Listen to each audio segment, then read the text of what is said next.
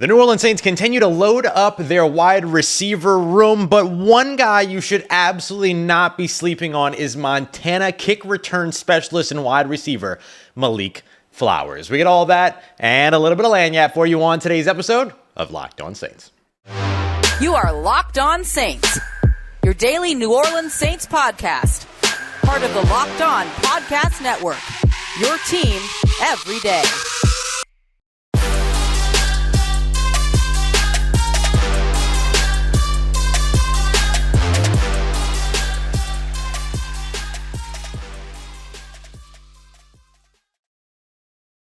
What is good, Who Dat Nation and Who Dat family? Welcome into another live episode of Locked On Saints, your daily podcast covering your favorite team, the New Orleans Saints, part of Locked On Podcast Network, your team every day. Thanks so much as always, making Locked On Saints your first listen of the day every day. Don't forget, you could subscribe and follow for free on YouTube or wherever you get your podcasts so you never miss a daily episode. And I'm your host, Ross Jackson, at Ross Jackson Nola on Twitter, your New Orleans Saints expert, credentialed member of the media, senior writer and reporter over at Saints News Network, Sports Illustrated's Fan Nation site, covering the New Orleans Saints. And of course, you can find me here on Locked On every single Tuesday with Locked On NFL, and of course, every single Monday through Friday, and then some on Locked On Saints. And our two-a-days continue to roll along here on Locked On. Earlier this morning, we broke down some of the standouts and notes you needed to know from minicamp. So if you missed that episode, make sure you go back and check it out. Tonight, though, we are live here on a Monday night talking some Malik. I'm probably going to say Malik Neighbors a few times. I'm not going to lie. I screw up the name a lot. But Malik Flowers. We're going to get to that. We're going to be talking about James Washington's impact as well. The newly signed wide receiver. And what did the New Orleans Saints have cooking at their wide receiver spot? And of course, we'll take a look at what's next for the New Orleans Saints and particularly what position they should look at with 3 roster spots remaining and more on the way. And today's episode is brought to you by our friends over at FanDuel Sportsbook, an official sportsbook partner of the NFL. You can make every moment more by visiting FanDuel.com/lockedon to learn more today. Tell you more about them a little bit later, but first I want to thank everybody that's here live and everybody that's checking the show out later. Appreciate you so much. I see Matt, I see Brittany, I see Iron Shop, I see Victor, I see James, Connor, Soul, Rainey, Eric. I see all y'all. Thank you very much for being here in the chat. Make sure y'all hit the like button, all that good stuff. Y'all know how it goes. All right, so as we dive into today's episode, the thing I want to open up with here is Malik Flowers, the New Orleans Saints undrafted free agent and kick return specialist out of Montana. Yes, Montana University. He's actually a California kid, went out to Montana to continue pursuing his football dream. He's a former quarterback turned wide receiver and not only return specialist, but an FCS record holder with 7 kick return touchdowns, which ties him up for that all-time record in FCS play with none other than Weber State legend and New Orleans Saint wide receiver Rashid Shaheed. So these guys now both in the same locker room and could potentially end up benefiting one another. If a guy like Malik Flowers ends up making the roster, then all of a sudden he's in a situation where potentially he could take on the kick return specialist opportunities, and then it frees Rashid Shaheed up to take a few less hits in the kick return game and the punt return game, things like that, and then allow him to be the electrifying person that he is with the ball in his hands as a wide receiver and as an offensive weapon. Kind of lets him settle in a little bit more. But at the same time, you also can protect yourself if you're the New Orleans Saints. If Malik Flowers does not make your 53-man roster, there's a good chance you can stash him away on your practice squad, which means you have a kick returner ready for you in case you deal with injury, much like what happened with Deontay Hardy and Rashid Shaheed last year. So it gives you some opportunities there. Appreciate y'all very much for being here, James. Right back at you, homie. And so when I look at where the Saints kind of wide receiver build has been, there's going to be a lot of attention over the course of the next week going towards the signing of James Washington. And I don't want to downplay the signing of James Washington. I think it's a good signing. I think he gives the Saints somebody that has a little extra in terms of what he brings to the game at wide receiver, but the New Orleans Saints are loaded in their wide receiver room right now. Cy Barnett ends up being waived by today's end, but they add James Washington. You drafted A.T. Perry, brought in a couple of undrafted free agents like Malik Flowers and Shaq Davis from South Carolina State University. Shout out to the HBCUs out there. And so there's a lot of different movement going on at wide receiver. And we kind of spoke about this last week, that the Saints have not been sort of taking for granted that they're in a good place when it comes to wide receiver, and knowing that injuries happen not only in the regular season, but also, hey, OTAs, training camp, all the stuff that's on the way.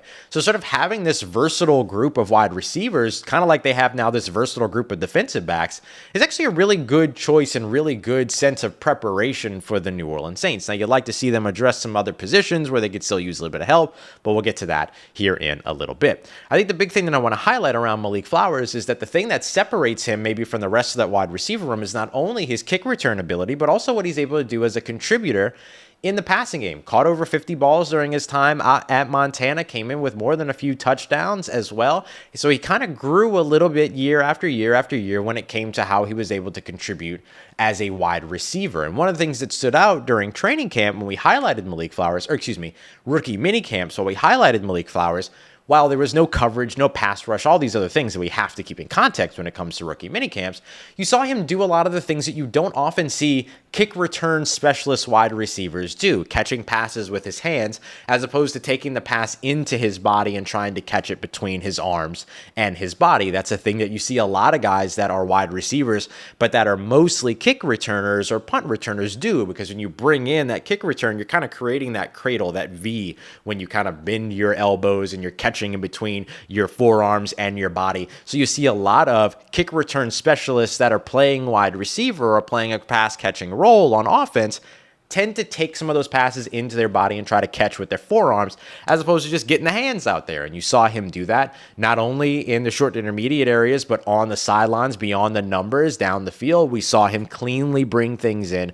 with his hands. So that's really, really good thing to see from a guy who's an undrafted free agent. That's a former quarterback, turned wide receiver, turned kick return, specialist, to the point to where when he started the season in 2022 against Montana, he was only about like 80 yards away from Montana's all-time kick return yards record, but teams kept kicking away from him. They didn't even want to kick the ball to him. Now, he finished with over 2,600 kick return yards, far and away Montana's kick return yards all-time record, but then also piled on 2 additional kick return touchdowns in 2022, which is what got him that record up to 7. So, a guy like Malik Flowers has that explosiveness. He has that ability to be able to create in the kick return game and show you sort of the multi-positional versatility when it comes to all that. But he's not in the same mold as a guy like, and this is a great timing for DJ's question here in the chat. He asked about A.T. Perry. How does A.T. Perry differ from Malik Flowers? Malik Flowers is a 6'2", 200-pound guy that's or really like 180, 190-pound guy who's a great kick returner and can contribute on special teams. A.T. Perry's probably not going to be a special teams guy for you. He's an X receiver. Like, that's what he does. And when I say X, I mean like the letter X, like the position designation of receiver. He's a weak side. Leave him out on the end all by himself and let him get down the field and make some plays. Mickey Loomis speaking highly of him to us today when I asked him about A.T. Perry at the New Orleans Saints Hall of Fame Golf Classic. We heard some good things about Malik Flowers from head coach Dennis Allen as well. So the two are a little bit different in that one of them is maybe this sort of like speedier, shiftier yards after catch guy, while the other is a contested catch, go up and get it type guy. The former, of course, being Malik Flowers and the latter being A.T. Perry. So they are a little bit different from one another, actually quite a bit different from one another in terms of what their molds are and how they can contribute to an offense. But the bottom line here is don't sleep on Malik Flowers. Not only is he showing you what he can do as a returner, but he's showing you what he can do as a receiver as well. And I'm very much looking forward to seeing more of him at OTAs starting up next week. We'll be there every Tuesday for those 3 weeks. And then, of course, training camp after the break as well. So we'll get to all that as we go through. But now I want to discuss James Washington, the New Orleans Saints bringing him in on a visit, subsequently signing him to a 1-year deal. Is he somebody that's even going to make the roster? And if so, how does he contribute to the New Orleans Saints? We got that coming up for you as we continue on with today's episode of Locked On Saints. And today's episode of Locked On Saints is brought to you by our friends over at FanDuel Sportsbook, your number one sportsbook in all of America. And you want to know how I know that they're number one?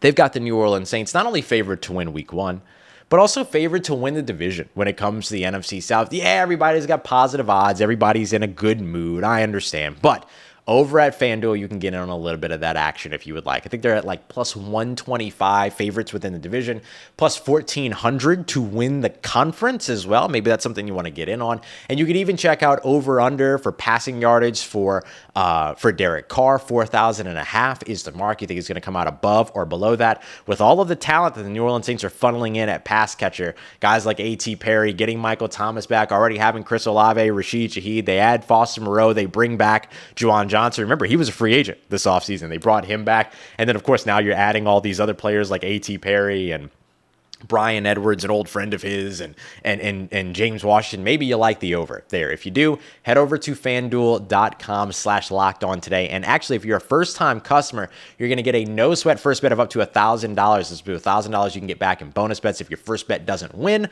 So there you go. That's the best way to get it done is over at FanDuel today. Make every moment more with FanDuel, an official sports betting partner of the NBA. All right, family, continuing on with today's episode of Locked On Saints. Want to take a look at James Washington, the former Oklahoma State wide receiver, the former Pittsburgh Steelers wide receiver, the very brief stint in Dallas as well, which was a bit more injury riddled. You got a little bit of an update from a couple of different sources on that here over the course of the day. James Washington apparently 100% now, had a foot injury last season that kind of stymied what he was able or not able to do. Injuries impacted him towards the end of his tenure with Pittsburgh as well.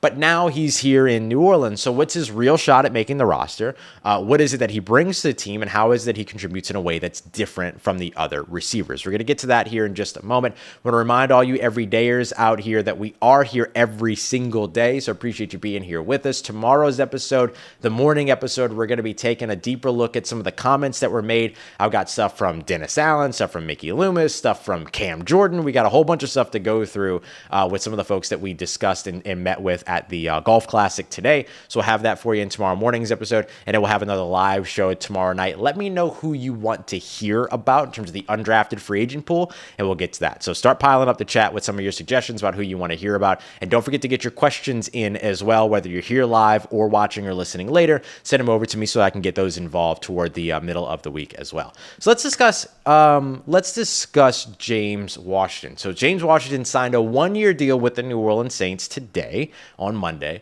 The terms of that deal are not public at the moment, but they will be public soon. My expectation is that it's a one-year vet minimum deal, and that very likely he comes in at the vet minimum salary benefit, which means that his cap hit is less than that which he's actually being paid, his actual cash value of his contract. So when I look at James Washington, he's entered a crowded room. And, you know, if I were to rattle off the names of all the wide receivers in the Saints wide receiver room off the top of my head, I'm sure I would miss some. But we've talked about a bunch already.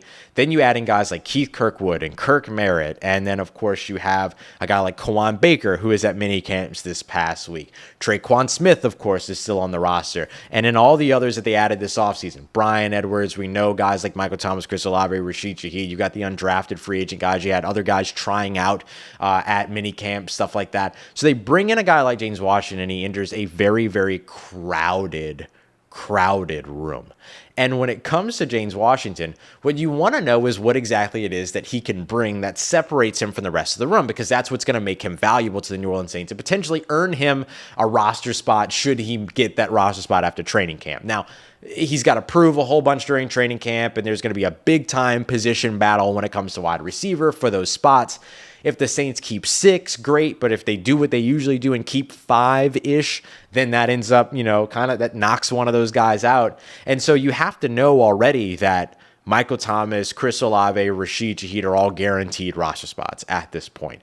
And so if you were to keep 3 more, it just kind of depends upon how it is that you want to build the roster. You've got Michael Thomas, who is your big-bodied ex-receiver, weak side guy that can, go up and win some of those contested catches, things like that. But he's also got a lengthy injury history. So with that, you want a backup for him. His backups in terms of that type of role, in terms of that mold, are guys like Brian Edwards, A.T. Perry, of course, and then Shaq Davis out of South Carolina State. your speed guys like Chris Olave and Rashid Shaheed. Rashid Shaheed a little bit more of a threat with the ball in his hands. Chris Olave a little bit more of a field stretcher. Maybe that's a place where Malik Flowers comes in as a potential backup. Kirk Merritt is in that class, and a few others. Then you look at the Rashid Shaheed yards after catch ability, and he's really the only one that packs that until the signing of James Washington. James Washington has a little bit more of a, yards after catch ability, kind of a running back with the ball in his hands kind of guy. For the everydayers here who have been there for so long, that have been here for so long and all throughout the draft process, you probably remember me talking about Penn State wide receiver Parker Washington. And no, I'm not making this connection just because both names are Washington. I swear I didn't even realize that until now. So please don't discredit me for that, okay? I promise you I'm smarter than that. But the thing about Parker Washington was that you got the ball in his hands and then dude was just like trucking people. Like the thing that you really liked about Koan Baker coming out of South Alabama when he was drafted was, okay, you can see the athleticism that's there, but he's hard to bring down. And so is a guy like James Washington. And maybe that's the thing that can set him apart from some of the other wide receivers in the room, because he's going to have to do quite a bit to battle out some of those other guys. I think Traquan Smith ends up being replaced by a guy like Bryan Edwards or potentially a guy like even A.T. Perry, guys that can come in and contribute as run blockers, guys that can contribute as perimeter blockers. That's probably the thing that makes Traquan Smith so his specialty is his ability to be able to block out on the perimeter. A guy like Bryan Edwards can also block out on the perimeter and has a good relationship with the quarterback, Derek Carr. That's going to work in his favor. So if a guy like Bryan Edwards makes the roster to back up Michael Thomas, then maybe that's a situation where Traquan does not make the roster. So that opens up the pathway for a guy like James Washington. And so if James can show that he can be a little bit more of an impactful player with the ball in his hands and show that he might be able to add a little bit of special teams ability to his game, then all of a sudden he starts, slot ability to his game, my apologies. Then all of a sudden he starts to separate himself from the guys that are in that locker room, because you do want guys to back up other guys that are similar in role. That's where Michael Thomas, Bryan Edwards, they have a little bit of overlap as being outside X receivers, A.T. Perry as well. But at the same time, you kind of want to build these guys to have specific what's the word that I want to use here? Maybe specific qualities that set them apart, just like you have the opportunity to be able to have them back each other up. So when you look at where James Washington could be that guy, those are kind of the areas where you hope to see it. When you look at yards after catch per reception in his career, an additional 4 yards after catch. That's not explosive. That's not terrible, but that's also not bad either. I mean, that means a 6-yard reception is a first down, and that's a good spot to be. A 16-yard reception is a 20-yard explosive play. Like that's the way that ends up moving the needle for you as a team looking at, okay, what can this guy bring? So if he can come up and make some more contested catches, he's got in terms of his contested catch rate over the course of his career, 40.7%, not amazing, not the worst, but his best season back in 2019, where he had over 700 receiving yards, came with a 56.3% contested catch rate. Over 50% is really, really good when it comes to 50-50 balls. That's where you want to be when it comes to all of that. So I think that when you look at where James Washington can separate himself, it's absolutely there on the table for him. The biggest question is, can he prove that, and can he stay healthy? Really, it's the latter. That's the biggest question, is can he stay healthy? And so we'll have to see exactly what he turns into over the course of camp and what type of a performance he turns in. We'll start to probably get an idea of that during OTAs. Dennis Allen seemed to make it pretty clear that he expects a large contingent of the 90-man roster, or at the current time as I'm recording this, 87-man roster, to be there for OTAs. It'll probably be a full 90-man roster by then. But he declined to mention any players that are confirmed to not be there. We'll figure it out that we'll be there for the first day of OTAs next Tuesday. So it'll all work out. But I mean, my goodness, like that is a real opportunity for some of these guys to be able to come in and have a positive impact, to be able to help themselves and their case going into training camp is their ability to show up and produce during OTAs. So it all gets started here pretty quickly. But that's the impact right now for James Washington, how he factors in, how the Saints could potentially factor in, and what he has to do in order to make a roster. We shouldn't stamp a roster spot for him right now, but he does get the opportunity that he deserves over the course of these next couple of months. Coming up next, the New Orleans Saints have done a lot When it comes to wide receiver and when it comes to linebacker, or excuse me, when it comes to cornerback, well, I'll just spoil the entire segment. There you go. That's the end of the show, everybody. No, I'm just kidding. But wide receiver and cornerback, defensive back, all that. What's the position that they need to address next? Linebacker makes a ton of sense. Let's talk about why and some options for how they can address that as we continue on and wrap up today's episode of Locked On Saints, part of Locked On Podcast Network, your team every day. Let's get it, Who Dat Nation. Wrapping up today's episode of Locked On Saints with our look at where the New Orleans Saints should continue to make investments on their roster. And there's three positions that I think make a ton of sense. Linebacker being kind of the headliner for me right now. They went out and they added another guy to their defensive interior, Jack Heffler, who comes in from formerly of the Green Bay Packers, but most recently played in the XFL with the Houston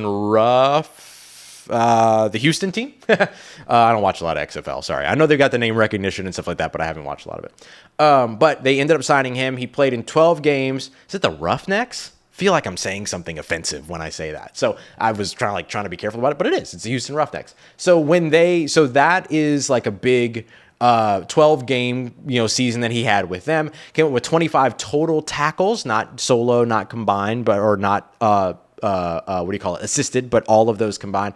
But then he also had a sack and then 3 tackles for a loss as well. So he comes in as a guy that could potentially come in and help you out throughout camp, which I think is really what you need. I think your roster is kind of built when it comes to defensive interior, but you are going to want some of those bodies to be able to help in second, third teams, all that. Roughnecks, thank you. I was trying to make sure that I didn't say something that I wasn't supposed to say there, and I just got nervous. Sorry. But I think that when it comes to the defensive interior, they're probably in a good spot. They could probably add 1 or 2 more players along with Prince Emeli and all that, but you have to imagine the guys you're carrying into the season are guys like Brian Brzee, Malcolm Roach, Nathan Shepard, and then, of course, Colin Saunders. And then that's more than enough in terms of your defensive interior. That's usually the 4 players that you would carry in. So as long as those 4 stay healthy, they're in a pretty good spot. So now that defensive interior is in a good place, what I look at first is linebacker. I think linebacker is a spot where they need to find at least a third linebacker that can rotate in. And they could do that with a couple of different things. They could do that with some of the guys that are already in the building. DeMarco Jackson, who was the draft pick last year, who missed the entire 2022 season with an injury. He'll be back at training camp, OTAs, all that other stuff. And so that gets him in a situation where he could potentially show that he can contribute as a pass rusher. He was a disruptive downhill tackler during his time at App State. But the Saints could also go outside of the building. They could go and sign a guy like Deion Jones to play a little bit more of a coverage role if you could get him to be okay with taking a third linebacker spot, because he's going to be behind Demario Davis and Pete Werner. That's not going to change. Those are your starters. And so if you get a guy like Deion Jones and then throw him in the back there, then if he's okay with that, that's fine. But that doesn't feel like that makes a lot of sense. My guy when it comes to free agents at linebacker is actually Miles Jack. Good pass rusher, good run stopper, good strong side linebacker that's just a big, burly, tough dude that will mess you up if you cross his path on the football field. And so I really enjoy that when it comes to what it is that he would be able to bring to this team. But maybe the Saints feel really good about some of these other guys they could potentially bring in. Let's not forget Nick Anderson, of course, and then Anthony Orji, who they brought in as undrafted free agent. So linebacker's a spot where they could still use a little bit of help. I think getting a veteran defensive end still potentially makes sense for them. A guy like Yannick Ngakoue, leaps off the board for me.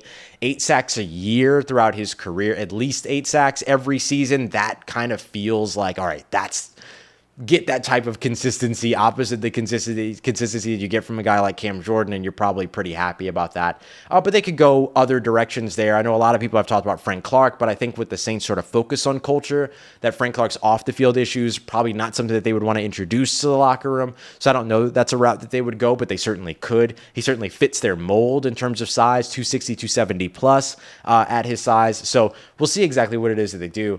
And then the next piece for me is actually going to be offensive line.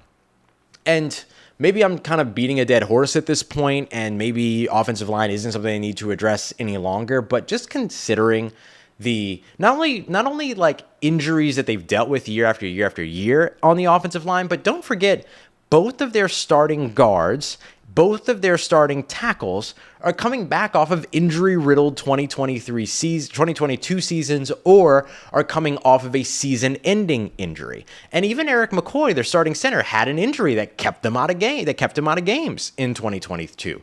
So when I look at where the Saints can still find a benefit by investing in their offensive line or a position where they could still benefit from investment, offensive line still has to be there, because not only are you talking about historic injuries over the course of the past couple of years, but some of these guys are coming back from season-ending injuries, and that's really tough when every player across your starting five that you're welcoming back in 2023 has had some injury that has caused them to miss multiple starts in multiple games. You can't just sit back and say, everything's going to be fine, they'll be healthy this year. And so you have to continue to invest. Storm Norton was the guy they invested in. They brought back guys like Calvin Throckmorton and James Hurst. That's great. They invested in Nick Saldiveri, who, interestingly enough, they paid above his scheduled salary for his pick, which is really, really interesting. So definitely something to watch out for there.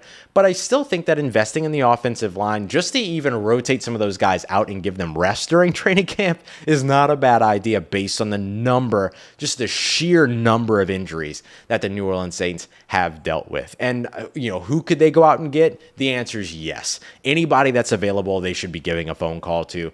And then they added, of course, the Roughnecks guy today, who I think will be able to come in and help, again, with some rotation throughout training camp. And that's just as important. I think that there are a lot of people who see signings and they write it off and they go, camp body. But really, it should be more like, oh, good, a camp body, because the more that camp body is on the field, when the starters don't have to be, the better off those starters are going to be. It's a thing that the opposite of that is that you get starters taking second, third team reps because you don't have enough roster, you don't have enough rostered players, and then you're putting those players at additional risk by having them take additional snaps. So it's actually good to bring in those camp bodies to avoid all of that. So I still think offensive line is worth investing in, edge rusher is worth investing in, linebacker very, very much still worth investing in. The Saints currently have 87 of 90 roster spots filled after the moves today, including the waiving of guys like Cy Barnett as well as Vincent Gray.